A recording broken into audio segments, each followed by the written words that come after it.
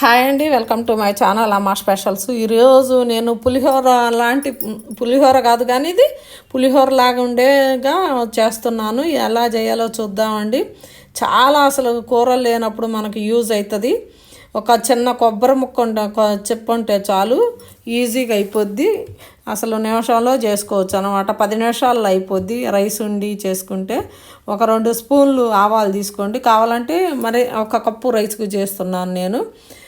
2 స్పూన్లు ఆవాలు తీసుకొని ఒక పావు స్పూను మెంతులు తీసుకోండి. మిక్సీ పట్టండి, కచ్చా పచ్చగా మిక్సీ పట్టండి. రోట్లో దంచుకున్నా పర్లేదు. చిన్న కప్పుడు చిప్పలో సగం అన్నమాట కొబ్బరి 4 పచ్చిమిర్చి, కొంచెం చింతపండు వేసి మిక్సీ పట్టుకొని పక్కన పెట్టుకోవాలి. దానికి ఆయిల్ కొద్దిగా వేసుకొని పోపు గింజలు, 2 ఎండుమిర్చి, ఒక 2 స్పూన్లు పచ్చెనపప్పు కూడా వేసుకుంటే మధ్య మధ్యలో తగులుతూ బాగుంటాయి అన్నమాట. అందుకే వేసాలండి.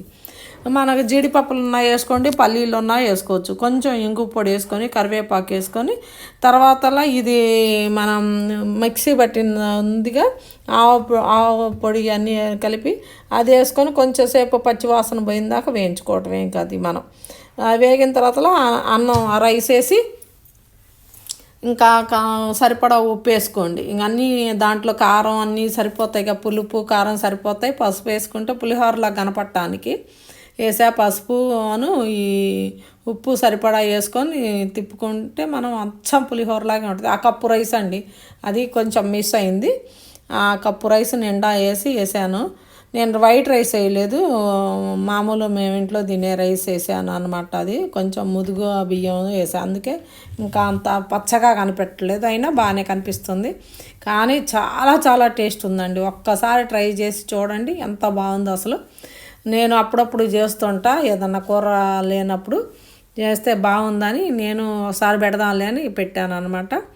చాలా బాగుంది, సూపర్ అంటే సూపరు. నచ్చితే లైక్ ఇచ్చి నా వీడియోలు చూస్తుంటుండే.